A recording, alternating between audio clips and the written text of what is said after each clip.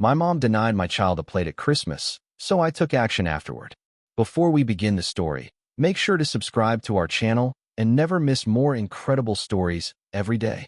The moment my mom slid the serving platter past my son like he was invisible, the whole table went quiet. 1 second Noah was perched on the booster seat kicking his little socked feet, whispering, "Smells like cinnamon." And the next he was staring at an empty spot in front of him. Diane, my mother, queen of Christmas in our suburb, the woman who could make even store-bought rolls look like a magazine shoot, kept spooning food onto everyone else's plates. "Sweet potato casserole for Marissa," she chirped, dropping a perfect scoop on my sister's china. "Honey ham for Derek," she said to Marissa's husband. "Extra mac for Dad." "Oh, God rest him," she added automatically, even though my stepdad had been gone 5 years. Then she set the spoon down and looked right through Noah. I waited for the "oops, sorry," the way you wait for a sneeze that never comes. Noah waited too, hands folded like he was in church, cheeks pink from the cold outside. The Christmas music in the living room felt suddenly too cheerful, like it didn't know it was at the wrong party. "Mom," I said softly, keeping my smile glued on. "Can you pass him a plate?" She blinked like I'd asked for a kidney. "Riley, I already set out the plates. I mean a plate of food. He's hungry." Diane's mouth tightened, not into a frown, into that polite not a frown she used when neighbors were watching. "Noah can eat when you get home." "Why?" I heard my own voice go thin. She set her napkin in her lap with slow precision. "Because this is family dinner." The word family landed like a slap. I felt heat crawl up my neck, and I swear I saw Marissa's fork freeze halfway to her mouth. "Mom, he is family," I said. Diane tilted her head. "Is he?" Noah's eyes flicked to me, then to her, trying to solve a puzzle no kid should have. My hands started shaking under the table, and I realized I was about to do something I'd never done at her table before. I stood up, and my mother's smile turned into something I'd never seen on Christmas. If you grew up in our house, you learned early that love was a punch card. 10 good deeds got you a smile. 1 mistake reset the count. Mom called it standards. I called it weather. Sunny when you pleased her, hail when you didn't. Marissa figured out the system faster than I did. She learned to mirror Mom's opinions, laugh at her jokes half a beat early, and say, "I don't need anything," right before Mom offered her exactly what she wanted. I was the kid who asked why. When I was 12 and told Mom I wanted to be a paramedic like the guy who saved Grandpa, she patted my head and said, "That's sweet. You'll grow out of it." When Marissa said she wanted to do something in business, Mom enrolled her in a summer program at the community college without even asking school if it was okay. Still, Christmas was the one day I thought I got a free pass. Mom loved Christmas the way some people love God, loudly, performatively, and with rules. Every year she turned her colonial house into a Hallmark set, garlands on the staircase, cranberry candles, a tree that smelled like the inside of a pine cone. When Noah was born, I swore I'd give him a childhood where Christmas meant warmth instead of walking on eggshells, and I kept bringing him to her house because I wanted to believe she could be different. The last 2 years had been fine. She made little comments about my tiny apartment and asked Noah if he missed a yard, but she also bought him Lego sets and insisted on photos in front of the tree. I told myself that counted as progress. So when Marissa called 3 weeks ago and said, "Mom's really excited for you guys to be here. She's been asking what Noah likes to eat," I let that tiny hope bloom. I even showed up early on Christmas Eve to help set the table, because old habits die hard, and part of me still wanted that punch card filled. Mom hugged Marissa like a prize won at a fair. Then she hugged me with one arm, already looking over my shoulder to see who else had arrived. "Where's Noah?" she asked. "Outside with his new sled. He'll be in a sec." She nodded briskly. "Good. We'll eat as soon as everyone's here." I didn't notice then, but she didn't say, "as soon as Noah's here." Christmas Day started like a play I'd rehearsed 1,000 times. We arrived with a store-bought pie because I knew better than to challenge Mom's dessert territory. The driveway was already full, neighbors' cars, Marissa's SUV, Uncle Tom's old pickup. Through the window, I saw Mom moving in her red apron, the one with glittery reindeer and the words "Make it merry." Noah ran in first, cheeks flushed, clutching the little gift bag he'd made for her at school. "Grandma Diane, I made you something." Mom's smile was bright but practiced. "Oh, honey," she said, taking the bag with 2 fingers like it might be sticky. Put it under the tree. We'll look later. Noah paused, confused, then sprinted toward the living room anyway. I told myself she was just busy. In the kitchen, she was already in host mode. Riley, set the rolls in the warmer. Don't microwave them, they get rubbery. Marissa, can you slice the roast? Not like last year, please. Marissa shot me a look that meant don't start. I smirked and did what I was told. Uncle Tom winked at me while he opened a bottle of sparkling cider. You surviving, kid? Barely, I muttered. He lowered his voice. She been on edge lately. Something about the house. Your sister won't say. Before I could ask, Mom called from the dining room. Everyone's seats. Let's make a beautiful memory. We filed in. The table looked like a magazine spread, gold chargers, cloth napkins folded into swans, little name cards in Mom's deliberate handwriting. Mine said Riley. Marissa's said my star girl. Noah's card just said Noah. No doodle, no star, no smiley face. Mom, I said lightly, holding up his card. He got demoted? She didn't even glance up. The kids' cards are simpler. Sit. Noah climbed into his booster seat. Grandma, can I have carrots? I love carrots. Sure, she replied without looking at him. Then she started serving. I watched her portions like a hawk, trying to convince myself I was overreacting. The first plate went to Marissa. The second went to Derek. The third she handed to Uncle Tom. She set the serving spoon down. Noah, I prompted gently. Mom stared at me coldly. Riley, we need to talk before he eats. I thought she meant a kids shouldn't have sugar talk or something equally petty. I leaned closer. Mom, can it wait 5 minutes? He's starving.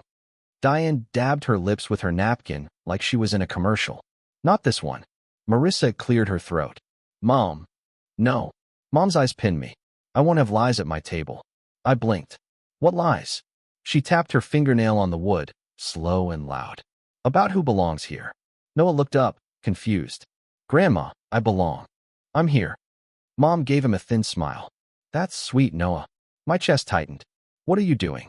Diane's voice went airy, like she was explaining the weather. Your son is not my grandchild, Riley. Not the way you want me to pretend. The room tilted. Uncle Tom went still. Marissa stared at her napkin. Noah's my child, I said. He's your grandson. She shook her head. You've never shown me proof.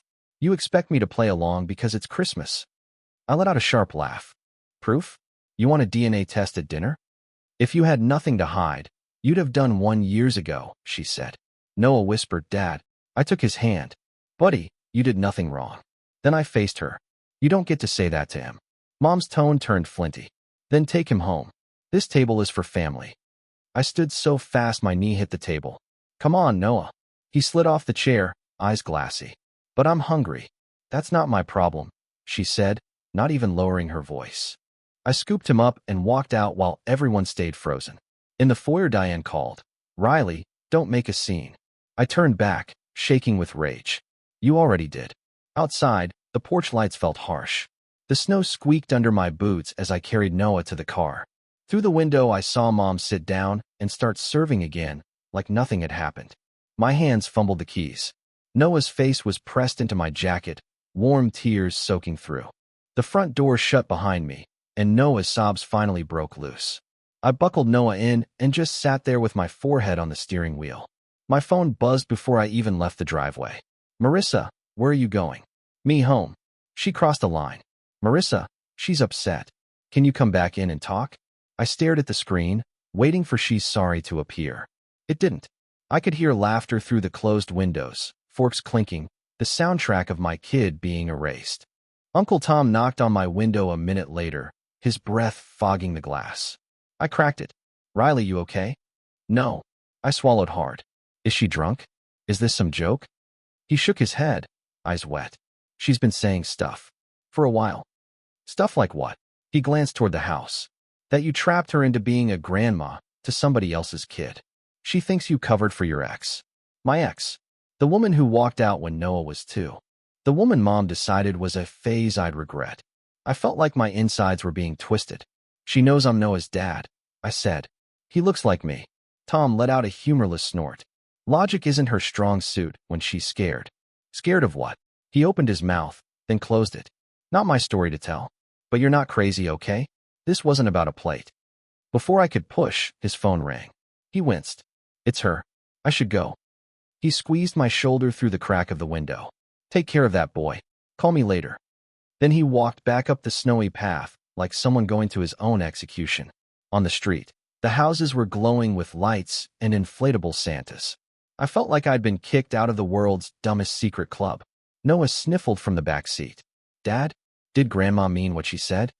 I looked at him in the mirror and felt my heart split. Noah, Grandma's wrong. You're mine. You're loved. He nodded like he trusted me, which somehow made it worse. My hands shook so hard I had to pull over at the corner. Then Mom's text popped up, and the first line turned my stomach. We got home with the pie still on the back seat, untouched like evidence.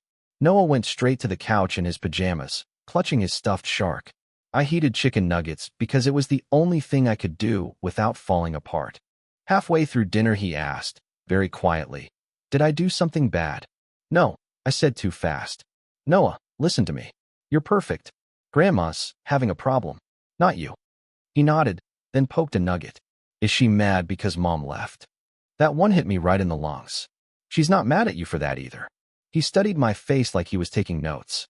Then why doesn't she want me? I didn't have a clean answer. I had a million messy ones. So I said the truth I could say. Sometimes grown-ups are wrong. And when they're wrong, we don't let them hurt us. He chewed slowly. Okay. After I tucked him in, he didn't ask for a story. That scared me more than the crying. I went into the kitchen and finally opened Mom's text. You embarrassed me in front of everyone.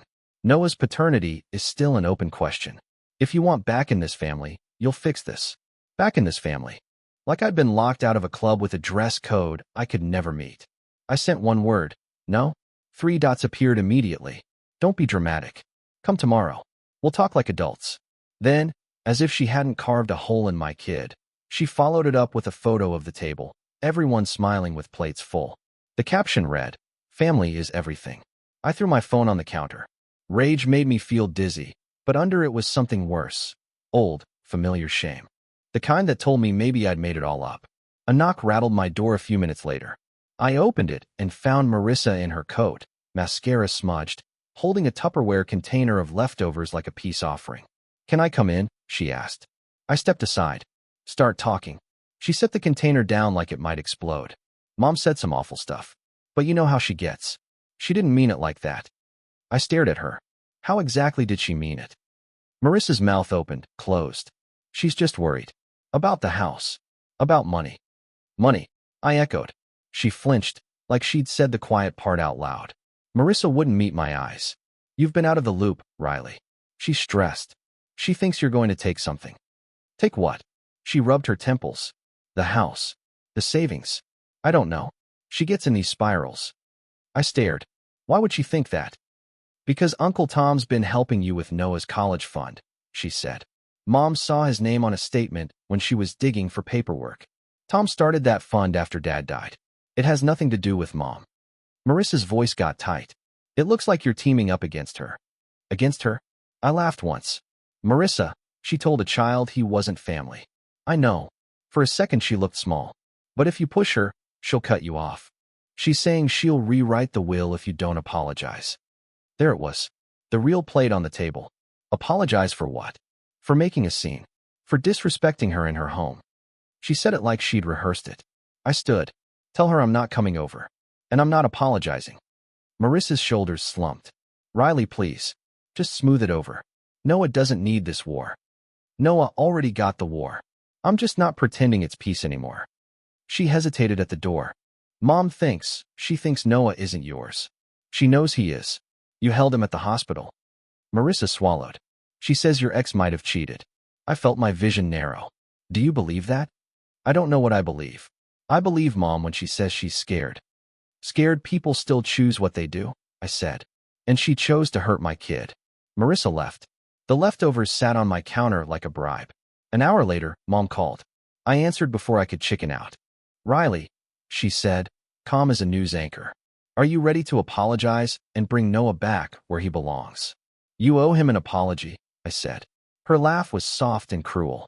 You don't get to make demands. Not after what I found. What did you find? She paused, savoring it. We'll discuss it in person tomorrow, or watch your inheritance disappear. My stomach dropped, and I realized she had the papers already.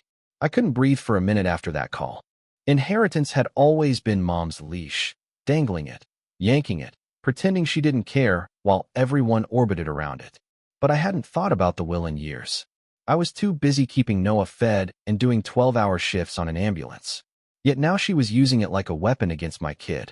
I texted Uncle Tom. "Can we talk?" "Now." He called right away. "You okay?" "Mom says she found something." "About the will." "About Noah." "What's going on?" Tom sighed. "Come by my place." I don't want her hearing this over the phone. 20 minutes later, I was at his kitchen table, hoodie on, smelling like nuggets. His house was the opposite of Mom's, small, cluttered, warm. He poured coffee, even though it was almost midnight.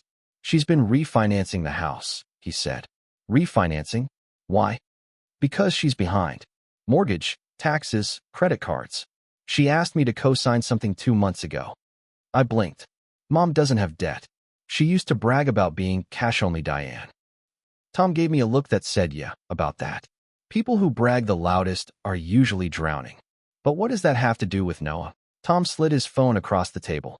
On the screen was a photo of a manila folder, my name printed on a tab. Under it, another tab, Marissa. Under it, one more, Riley, paternity. My stomach twisted. "She has a folder on my kid?" "She ordered a background check on your ex," Tom said.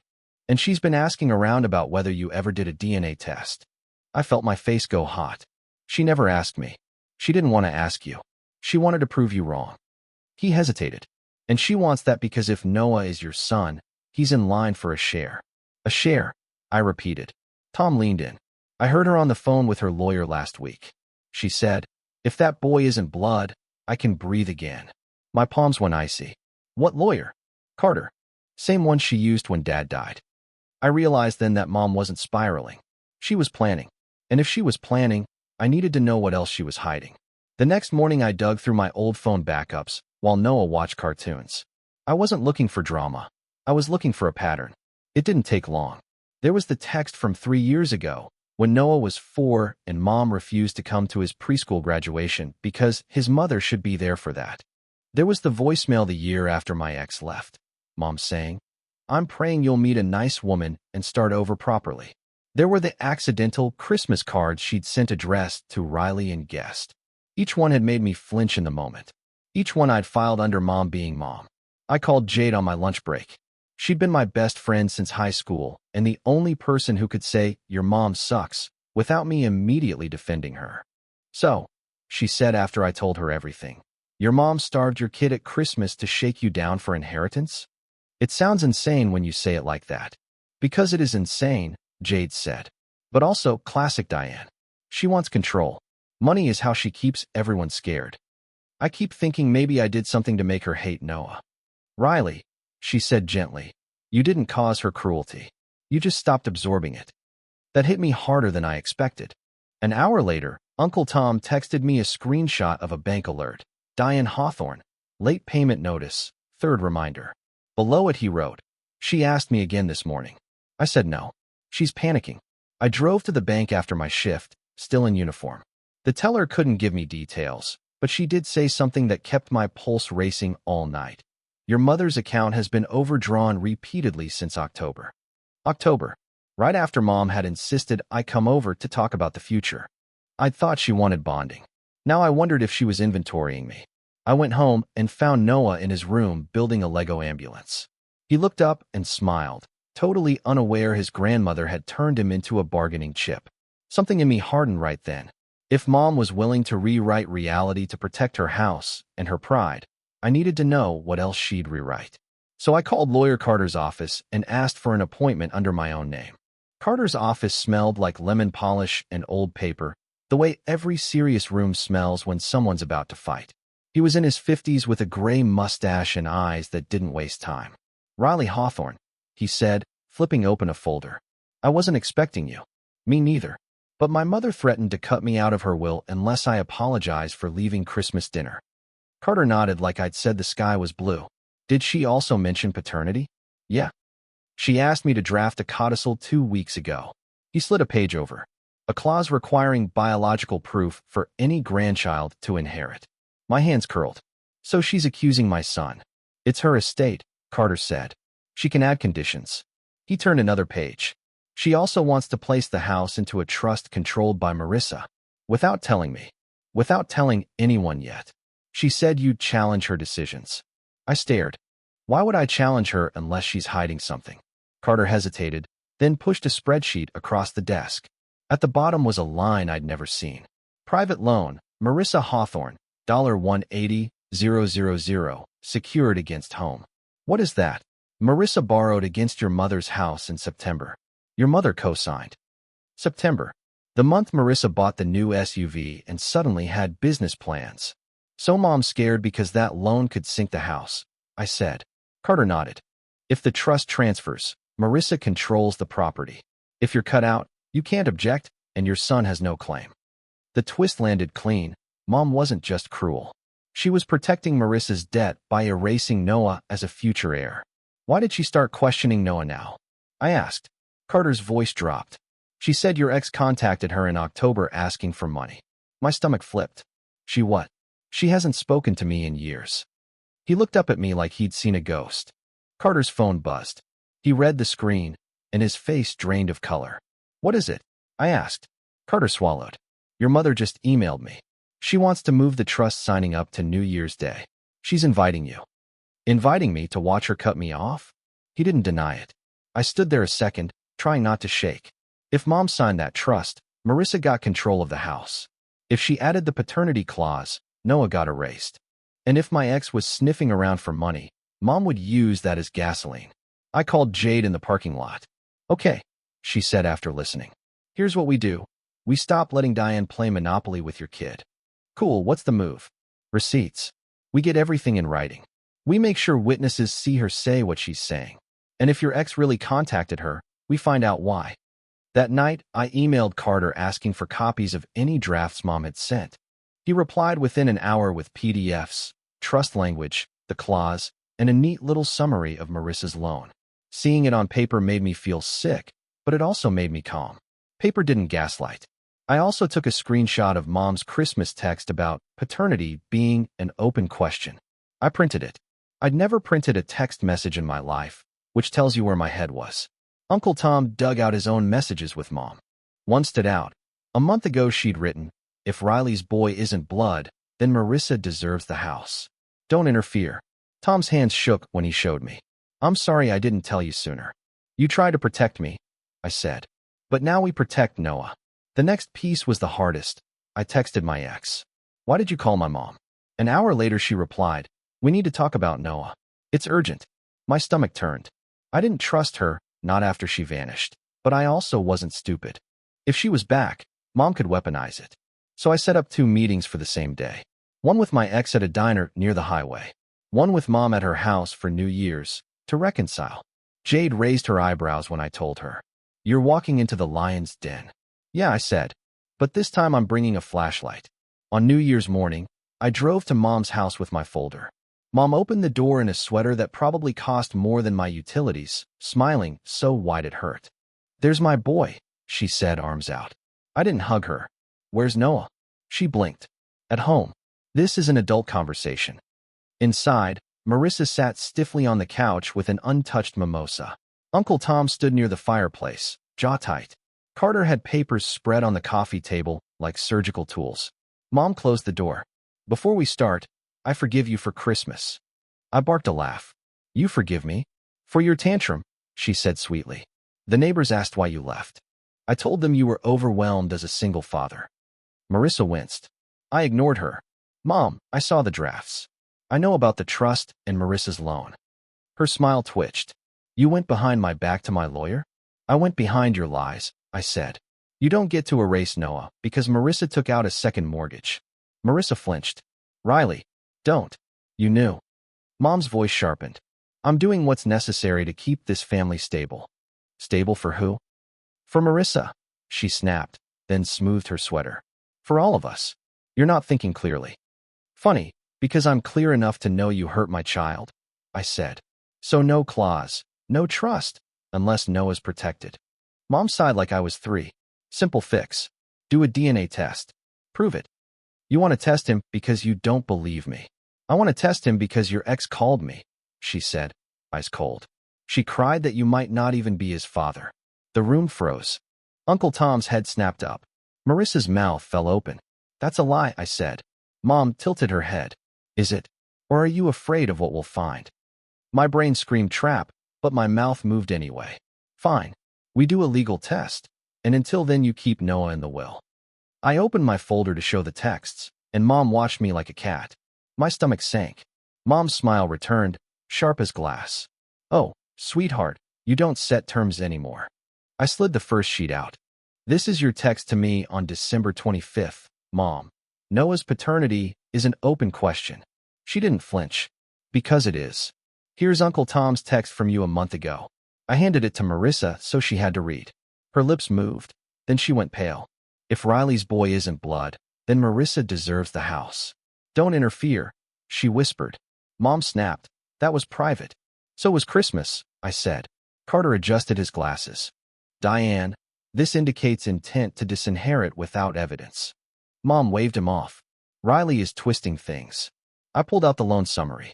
Private loan, $180,000, September. Against the house. Marissa, you knew why she was panicking. Marissa started crying. I thought my boutique would work. I didn't want you judging me. I'm not judging you, I said, voice shaking. I'm judging what you let her do to Noah to cover this. Mom softened to comfort her. Honey, your brother is attacking you. I'm attacking the lie, I said. And I'm done letting you both hide behind it. Mom's eyes narrowed. What else do you have? I opened my phone. Carter, can I show something? He nodded, and I mirrored my screen to the TV. First was my ex's text. We need to talk about Noah. It's urgent. Then Jade's screenshot of my ex's GoFundMe from October 3rd. Help me get back on my feet after losing custody. She wrote that I was keeping her son from her. Mom's eyes flickered. She didn't contact you because she knows I'm not Noah's dad. I said. She contacted you for money and leverage, and you used it to erase him. Mom stood. You don't know what she told me. Oh, I do. I played a voicemail Tom had saved off her phone. My ex's voice oozed through the room. Diane, if you help me, I can make Riley stop being stubborn. You know he's not even sure Noah is his, right? Marissa gasped. Uncle Tom muttered a curse. Mom's face went rigid. You violated my privacy. You violated my kid, I said. Carter's voice was flat. If this goes to court, that message reads as manipulation. Mom's smile vanished. Then maybe court is exactly where this belongs. She reached for the trust papers, and nobody moved to stop her. I didn't lunge. I didn't shout. I just slid my folder across the table to Carter. If she signs that, I said, I'm contesting it. Not for me, for Noah. Mom's hand froze. You wouldn't dare. Try me. My voice surprised me with how steady it sounded. And I'm filing for a restraining order against my ex if she keeps using you to get to him. Marissa choked. Riley, wait. No. I looked at her. You don't get to ask me to wait while my kid gets sacrificed. Uncle Tom stepped forward. Diane, stop. You're acting like your house is a lifeboat and your grandson is dead weight. Mom's jaw worked. Then she snapped back into brittle dignity. Fine. Contest it. I'll tell everyone you're using Noah for money. You already told them that, I said. That's why this ends today. I turned to Carter. What happens if she signs and I contest? It becomes public record, he said. The voicemail, texts, loan, paternity clause, all of it. Mom's face twitched. Image. That was her real god. She set the pen down slowly. I won't be threatened in my own home. You're not being threatened, I said. You're being held accountable. Marissa wiped her cheeks. Mom, please. We can figure out the loan without doing this. Mom looked at her like she'd betrayed her. You're choosing him. I'm choosing Noah, Marissa whispered. Mom grabbed her purse and marched to the door. Then you've all made your choice. When it slammed, the house felt smaller. I expected relief. What I felt was grief, sharp and clean. Carter stacked the papers. Put your boundaries in writing. Visitation, inheritance, all of it. I will. That night, I told Noah the truth in kid language. Grandma was in a timeout until she could be kind. He didn't cry. He just asked if we could make our own Christmas pancakes on Sunday. We did, and for the first time all season, my chest unclenched. The next morning, I sent Mom's certified mail. No contact with Noah unless she apologized in writing and dropped the clause permanently. 2 weeks passed with silence. Then a thick envelope arrived in my mailbox with Diane's handwriting on it. I stared at that envelope for a full minute before I opened it, half expecting glitter to explode in my face. Inside was a single page, typed, not handwritten. Mom had printed it on the same heavy cream paper she used for holiday menus. Riley, I have acted out of fear and pride. I hurt Noah, and I hurt you. I can't undo Christmas, but I can own it. I am sorry. I will remove the paternity clause and the trust transfer. Carter will confirm. I also need you to know Marissa told me the truth about the loan. I was wrong to protect her by attacking your son. If you are willing, I would like to apologize to Noah in person on your terms. Mom. No excuses. No, but you made me. Just 4 sentences that sounded like they cost her something. Carter confirmed the paperwork that afternoon. The clause was gone. The trust stayed in her name. Marissa was listing the SUV for sale and moving her boutique dream to Etsy with a lot more humility. Uncle Tom told me Mom had admitted she was scared of losing the house and being the stupid one in front of the neighborhood. What surprised me most was how little joy I felt. I felt tired. I felt older. I felt like the kid who used to count love in punch cards had finally put the card down. A week later, Noah and I met Mom at a little bakery. Public place, exits everywhere, Jade's idea. Mom sat across from him with a hot chocolate she'd ordered for him first. Noah, she said, voice shaking. What I said at Christmas was wrong. You are my grandson. I was mean, and I'm sorry. Noah watched her carefully, then said, Are you going to be nice now? Mom blinked hard. Yes, I will try every day. He nodded once and took a sip like that was a contract. On the drive home, he asked, Does that mean Grandma isn't mad at me? No, I said. It means she's learning how to be better. And if she doesn't, we still keep you safe. He leaned his head against the seat, peaceful again. Here's what I learned. You can't parent your parent, but you can stop them from parenting your child. If someone's love comes with conditions that harm your kid, those conditions aren't love at all.